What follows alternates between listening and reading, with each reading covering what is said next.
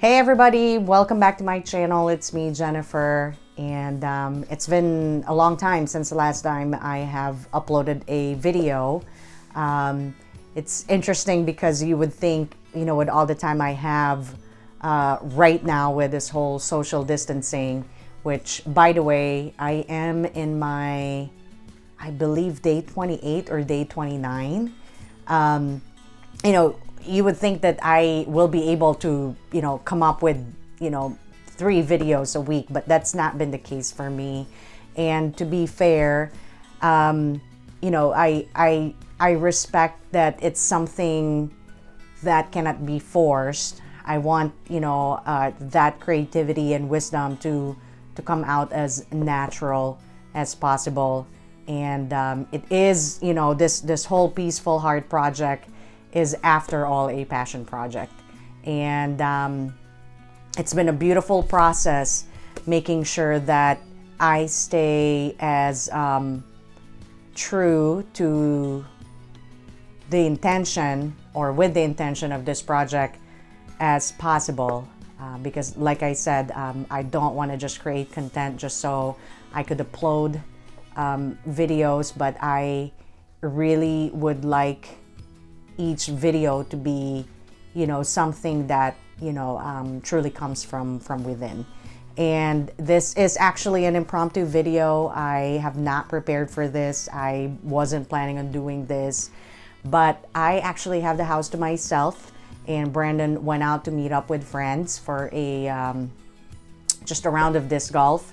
And so, I made a toast and tea, and I was sitting in front of my big picture window with my cat Morgan, and I kind of started reading Janine Roth's Women, Food, and God. It's been weeks since I started it. I've been kind of like on and off. You know how it goes with reading. It's the same thing. You kind of have to be in the mood for it as well, especially this type of material, where it's a spiritual type of book. And so while I was sitting and just trying to contemplate, actually what I was really trying to do is to sit in stillness. Not really much to contemplate on a lot of things, or trying to do some intense meditation, but what I was trying to experience is, just the simple art of sitting down and not trying to entertain myself. Like most of us are conditioned, right? Like, it's like as if all of us, I think most of us, I should say, we have been conditioned to always be doing something. And even when we're not physically doing something, the mind has to run, right? So I was just simply trying to, like my guru Eckhart Tolle advice is to, throughout the day, just try and invite that stillness. And, while I was browsing through Janine Roth's Instagram page earlier, there was a book that she posted. I forgot the title, but I believe it's like The Art of Stillness by Pico Iyer. I did order it online on Amazon, or rather on Barnes & Noble. And I'm looking forward to read that book. But what caught me is that one part that she shared, and obviously I'm not going to be able to say everything verbatim, but basically what Janine Roth shared about that book is, practicing, and I think that the main thing that caught me is enjoying just sitting down. And it's something that we are not encouraged to do. Like I said, it's like we're always physically multitasking and or mentally also multitasking. So I just had a moment. I was sitting down and started feeling calm and started feeling peaceful and started feeling that kind of joy when you're just sitting down. And in fact, even while I was in my shower, I was also, inviting stillness, and with that comes again a sense of joy, a sense of peace, and I should say also release, because what I have come to realize, is that how liberating and freeing it is to just be and not have all these things that you think you need to do or you need to think. And I remember Muji, my, the other teacher, who really has helped me a lot. It's between really Eckhart Tolle, Muji, and Mr. J. Krishnamurti are my top three spiritual teachers. But I remember him saying something about a free man is someone who, I guess doesn't have any desires or attachments or goals, And again, that's something that we're not encouraged to do. We are so conditioned to always be doing something, always be achieving something. We have to be somebody, we have to get a degree, we have to have a white collar job, and we have to have retirement accounts, and at the same time we never get rest at all. There's no stop to this whole concept of achieving. And while I was sitting in stillness and in peace, that's what got me inspired to pull out my camera and my speaker and find a spot here in our tiny bedroom and just try to chat with you guys, because I feel like there's something that wants to come out through me. And I don't have any script. I'm just like chatting away. So I hope I am making sense, and if not, take it like as if I'm just simply hanging out with you and spending time with you virtually. So another thing that I also want to share is my one takeaway from Janine Roth's Women, Food, and God. She talked about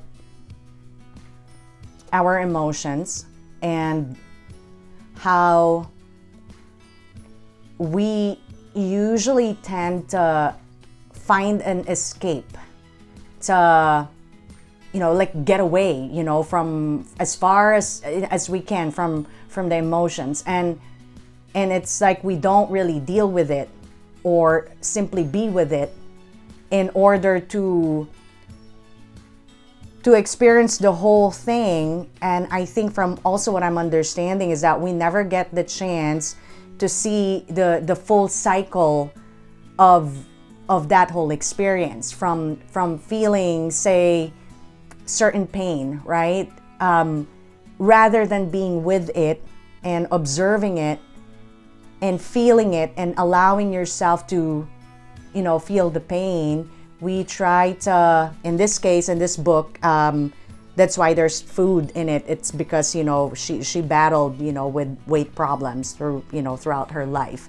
And so, she used that as an example that we, in her case, and probably most people's case with challenges with their relationship with food, is that the food then becomes that escape.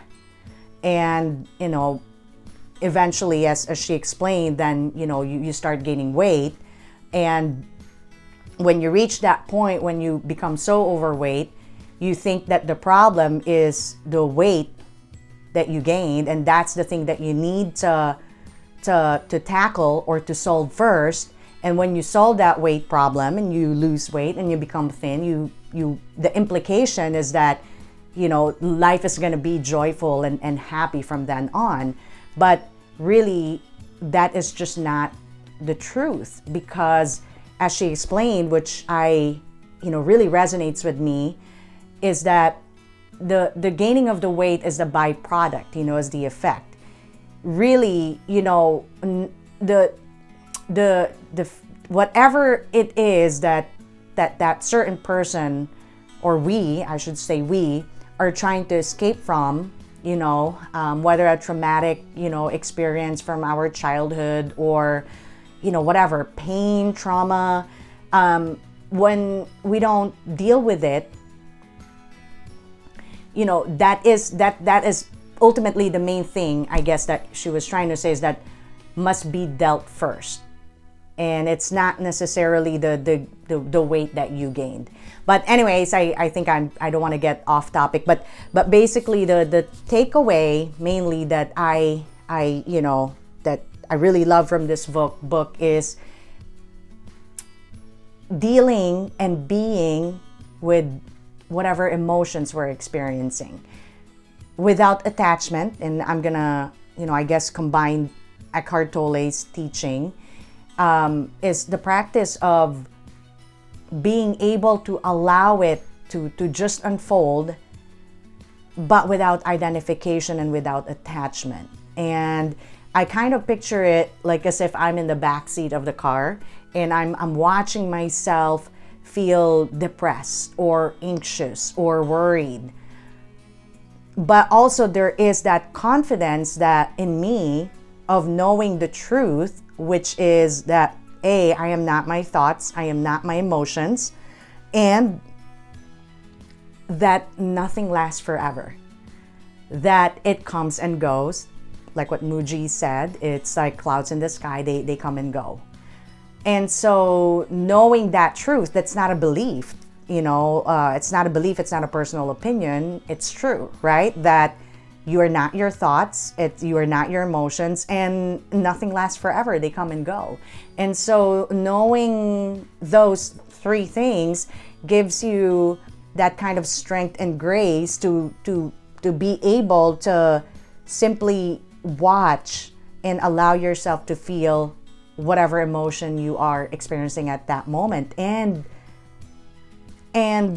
by doing so, hopefully you'll get through the end of the cycle, and from there you will be able to find out, or you will be gaining some sort of wisdom.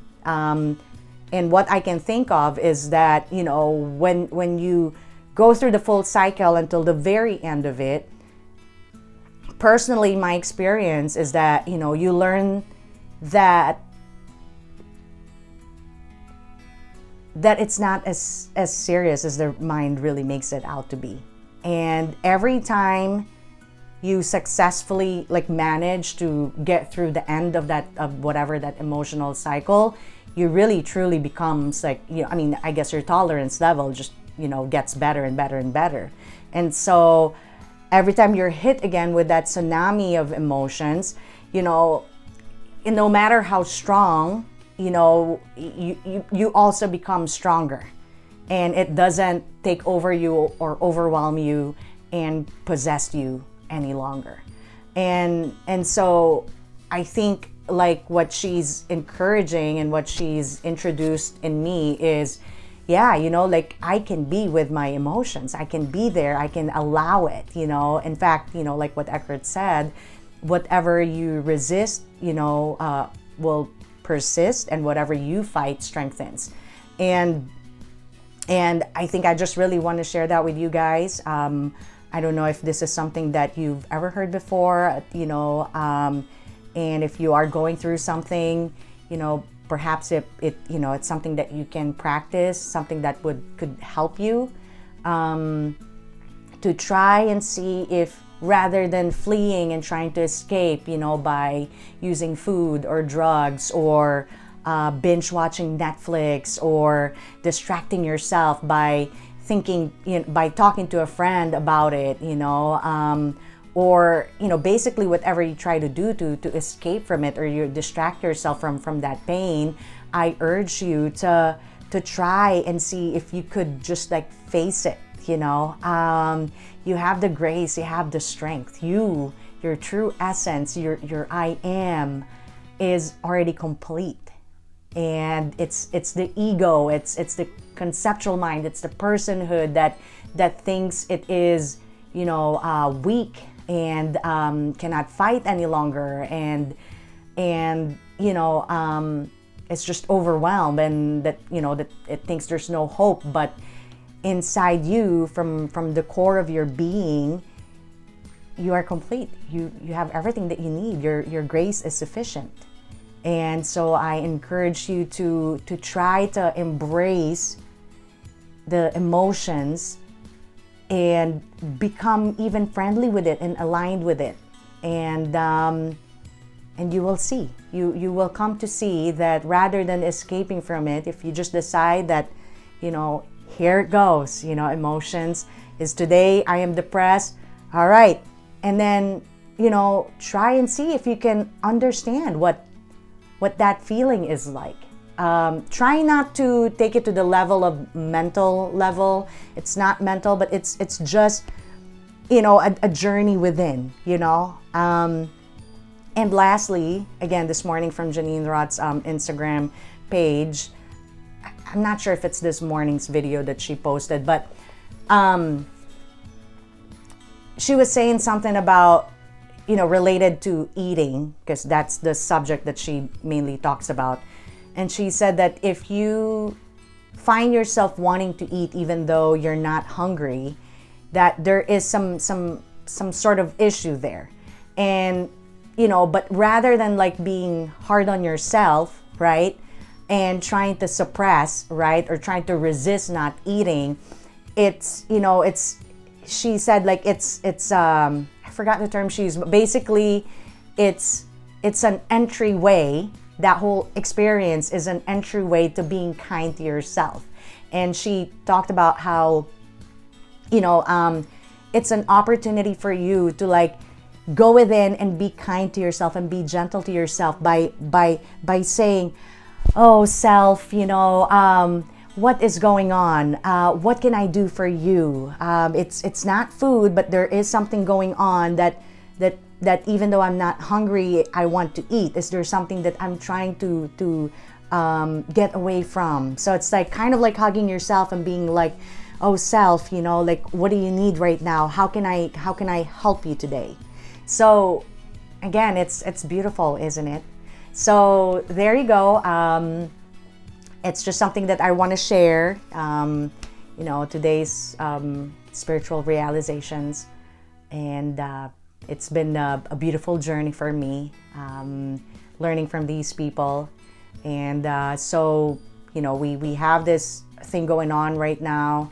The whole world is being challenged with this whole coronavirus thing, but please take the opportunity to embrace what this life challenge or situation is also trying to help us with. I guess what I'm trying to say is that there's also positivity in what's going on right now. What I've been telling my husband Brandon is that it is challenging us to literally think outside the box. Whatever routine we do, depends how long you've been here on this earth, right? Like, whatever routine you do for the last 50 years, 60 years, 35 years, life is giving you an opportunity to kind of wake up from that conditioning and that autopilot mode, right? And it's allowing you, it's challenging you to think differently, do things differently. It's beautiful. On a physical level, I'm getting so much rest. And to be quite honest with you, I'm not quite ready to go back to work. I'm thoroughly enjoying resting and recharging, like I said, on the physical level. On the spiritual level, it has again, allowed me to apply, again, the practice of presence. The day-to-day, hustle and bustle doesn't really provide an opportunity for us to truly practice presence.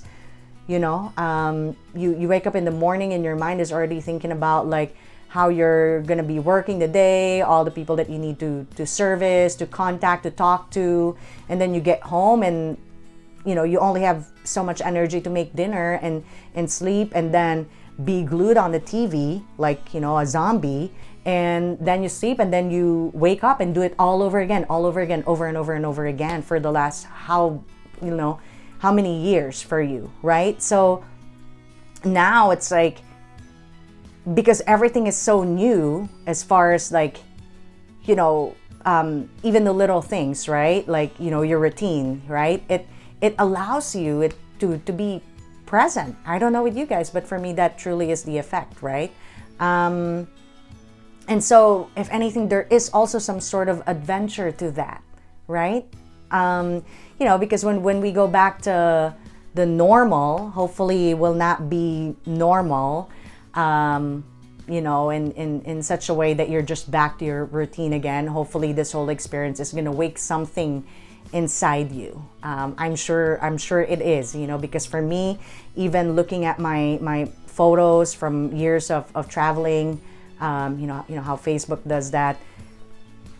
It's something inside me, you know, really, you know, makes me realize that it sounds like a cliche, you know, but life is truly short, and you really appreciate what you're not able to do, which is seeing friends, seeing family, traveling, working, making a living, all the things that, you know, not just we take for granted, but, you know, sometimes we even despise doing, right?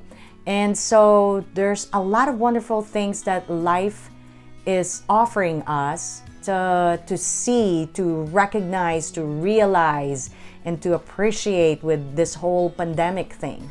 It can be, I'm sure it's also humbling, right? It makes you humble, it makes you grateful, it makes you appreciative, and it makes you go deeper within.